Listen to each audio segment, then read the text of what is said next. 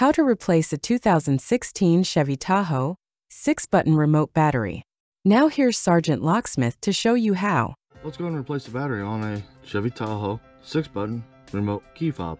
For this task, you'll need your remote, a flat tip screwdriver, and a CR2032 battery.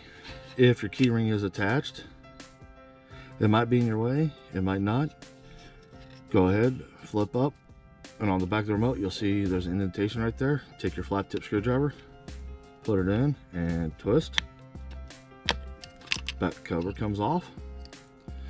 Take your finger, push down on the battery and pull it towards you. You notice this one here doesn't want to pop out. Take your flat tip and just come into this corner and you're going to push it into there. And when you do, twist and it'll pop out for you. There you go. As you can see, it's a CR2032 battery. This is a new remote, so we'll put this battery back in. Notice right here, the battery drops in like so. Push it towards there. Now take the back cover. You'll notice the 3 indentations. Those need to go on first. There you go, you've changed the battery out.